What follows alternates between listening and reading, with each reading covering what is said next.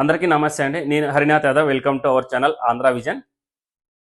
ఈరోజు టాపిక్ వచ్చేసి ఏపీ మంత్రివర్గ విస్తరణ జరగవచ్చు అని ఒక పెద్ద ప్రచారం సాగుతూ ఉంది. వీడియోలోకి వెళ్ళే ముందు ప్లీజ్ సబ్స్క్రైబ్ చేసుకోండి. మంత్రివర్గ విస్తరణ దాదాపుగా ఉత్తరాంధ్ర నుంచి కోస్తాంధ్ర, రాయలసీమ వరకు ఉద్వాసన ఎంతమందికి ఉంటుంది అంటే ఎంతమందిని తొలగించవచ్చు, లేదంటే కొత్తగా ఎవరికి అవకాశం వస్తుంది చెప్పుకుందాం. మొదటగా చెప్పుకోవాలంటే జనసేన నుండి డిప్యూటీ సీఎం పవన్ కళ్యాణ్ గారి సోదరుడు నాగబాబు గారికి మంత్రి పదవి రావచ్చు అని పెద్ద ఎత్తున చర్చ సాగుతూ ఉంది. అలాగే ఇంకా చెప్పుకుంటా పోతే రాష్ట్రంలో ఏపీ రాష్ట్రంలో అత్యధిక మెజార్టీ సాధించినటువంటి వ్యక్తి పల్లా శ్రీనివాస్ యాదవ్ అయింది.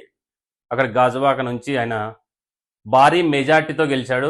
ఆయన ఇప్పుడు టీడీపీ రాష్ట్ర అధ్యక్షుడిగా ఉన్నాడు. ఆయనకి మంత్రి పదవి రావచ్చు అని పెద్ద ఎత్తున అది కూడా ప్రచారం సాగుతూ ఉంది. ఇలాగే చెప్పుకుంటూ పోతే నెల్లూరుకు సంబంధించిన వ్యక్తి వేమిరెడ్డి ప్రశాంతి గారికి మంత్రి పదవి రావచ్చు అనేసి అది కూడా ఒక ప్రచారం సాగుతూ ఉంది. ఆమె భర్త అయినటువంటి వేమిరెడ్డి ప్రభాకర్ రెడ్డి గారు ప్రస్తుతం ఎంపీగా ఉన్నారు. ఆయన కూడా రాజకీయాల్లో ఇంతకుముందు వైఎస్ఆర్సీపీలో కూడా ఆయన రాజ్యసభ సభ్యుడిగా పనిచేశారు. ఇప్పుడు ఆమె ఎమ్మెల్యేగా ఉంది, ఆయన ఎంపీగా ఉన్నారు నెల్లూరు ఉమ్మడి జిల్లాలో. ఆమెకు కూడా మంత్రి పదవి రావచ్చు అనేసి ఒక చర్చ సాగుతూ ఉంది. విజయనగరం నుంచి కళా వెంకట్రావు గారికి అవకాశం రావచ్చు అని పెద్ద చర్చ జరుగుతుంది. ఈయన తెలుగుదేశానికి మాజీ రాష్ట్ర అధ్యక్షుడిగా కూడా పనిచేశారు. ఈయనకు కూడా మంత్రివర్గంలో చోటు దక్కవచ్చు అని ప్రచారం అయితే సాగుతూ ఉంది.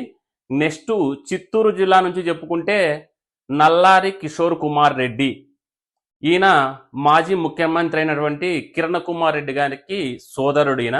ఈయనకు కూడా మంత్రివర్గంలో చోటు దక్కచ్చు అనేసి ఉమ్మడి చిత్తూరు జిల్లా నుంచి కిషోర్ కుమార్ రెడ్డి గారికి అవకాశం రావచ్చు అనేసి పెద్ద చర్చ సాగుతూ ఉంది. ఇంకా చెప్పుకుంటూ పోతే పశ్చిమ గోదావరి నుంచి పితాని సత్యనారాయణ గారికి మంత్రివర్గంలో చోటు దక్కవచ్చు అనేసి చెబుతున్నారు. ఈయన కాంగ్రెస్లో మంత్రిగా కూడా చేశారు. ఈయన ప్రజెంట్ తెలుగుదేశంలో ఉన్నాడు. ఈయనకు కూడా మంత్రి రావచ్చు అనేసి చెబుతూ ఉన్నారు. ఇలాగే చెప్పుకుంటూ పోతే గుంటూరు నుంచి కూడా అవకాశం ఇవ్వచ్చు.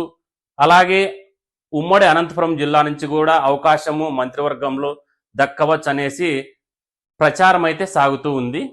ఈ విధంగా మంత్రివర్గ విస్తరణలో కొత్త వారికి అవకాశం ఇవ్వచ్చు అని ఒక ప్రచారం అయితే సాగుతూ ఉంది. వీరిలో రావచ్చు, వీరికి రాకపోవచ్చు.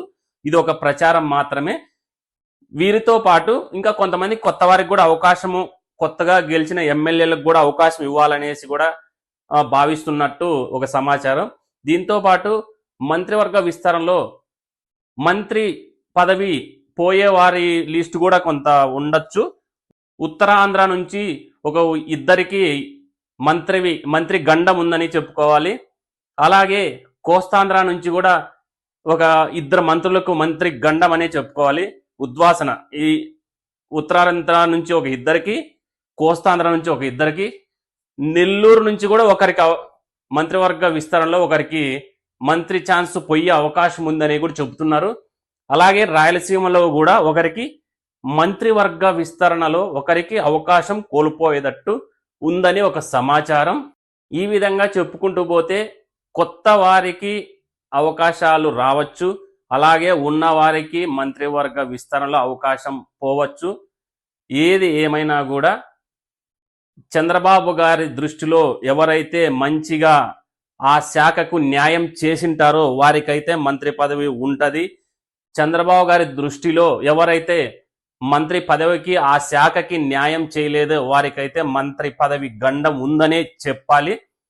రానున్న రోజుల్లో మంత్రివర్గ విస్తరణ ఈ నెలలో జరగచ్చు అంటున్నారు. కాకపోతే కొంతమంది ఏమంటున్నారంటే 2.5 సంవత్సరం అయ్యే వరకు మంత్రివర్గ విస్తరణ జరగదు అని కొంతమంది చెబుతున్నారు. కానీ ఈ నెల చివరిలో జరుగుతుంది అని చాలా మంది చెబుతున్నారు. ఈ విధంగా చంద్రబాబు నాయుడు గారు మంత్రులకి మార్కులు వేశాడు. ఎవరికైతే మంచి మార్కులు ఉంటాయో వాళ్ళకి మంత్రి పదవి ఉంటుంది. ఎవరికైతే లీస్ట్ లిస్ట్లో ఉంటారో, అంటే తక్కువ మార్కులు వచ్చింటాయో వాళ్ళకైతే మంత్రి పదవి ఊడిపోయే అవకాశాలు ఉన్నాయి. ఏదేమైనా రానున్న రోజుల్లో చూద్దాం. Thank you.